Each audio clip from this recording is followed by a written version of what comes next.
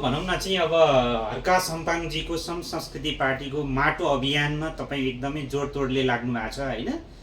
काठमाडौँको मुटुमा जानेर सिफलको ऐतिहासिक ठाउँमा चाहिँ अब एकदम महासागर चाहिँ लगभग हामीले पनि देख्यौँ होइन।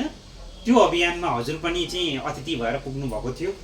त्यो चाहिँ अभियानलाई त्यो कार्यक्रम चाहिँ कस्तो भएको महसुस गर्नु भएको छ हजुरले? एकदम बेटर, एकदम राम्रो भएको हो।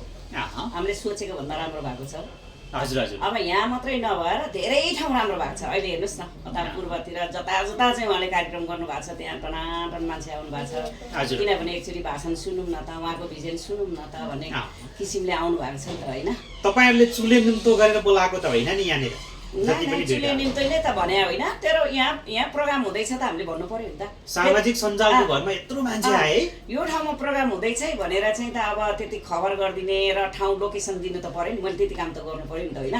त्यति नभयो भनेदेखि उहाँहरू कहाँ जाने कसरी जाने थाहै छैन भने यो सामाजिक सञ्जालमा भनेन भने कहाँबाट थाहा पाउने के होइन। जमानाले जे खोजेको छ त्यो त गर्नै पर्छ भाइ। भनेपछि भटाभट एकदमै चाहिँ अब तपाईँ माटो पार्टीमा कुनै उसमा उठ्नु भएको छ, पदमा उठ्नु भएको छ? नै छुइनँ होइन। पदमै उठेर काम गर्नुपर्छ भन्ने छैन नि। मलाई त हर्का साम्बाङजीले फोन गरेर पनि भन्नुभएको थियो तपाईँ दिदी राजनीतिकमा के छ विचार भनेर।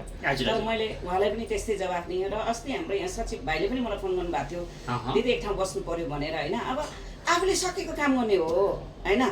अब म राजनीतिकमा म त्यो त्यति साह्रो म यो देशै हाँकेर जान सक्छु भने त मसँग त क्षमता छैन नि त। दिदीले भाषण त खतरा गर्नुहुन्छ तपाईँले त नि भाषण त। भाषण गरेर कहाँ सुन्नुभयो? अब यो हाम्रो मोबाइल टिकटकमा पनि आफ्नो कहाँ हुन्छ देश चलाउनुलाई। अलिकति चाहिँ चाहियो नि, पढे लेखेको मान्छे चाहियो, अलिक एक्टिभ मान्छेहरू चाहियो होइन। अब अहिलेको त सबैजना होइन। अस्ति तपाईँले अन्तर्वार्ता त भन्नु भएन 8 पास गरेको मान्छेले देश चलाइरहेछ भन्ने भन्नुभएको थियो त नि। त्यही भएर त डुब्यो त, त्यही भएर डुब्यो के। अनि त्यसको लागि चाहिँ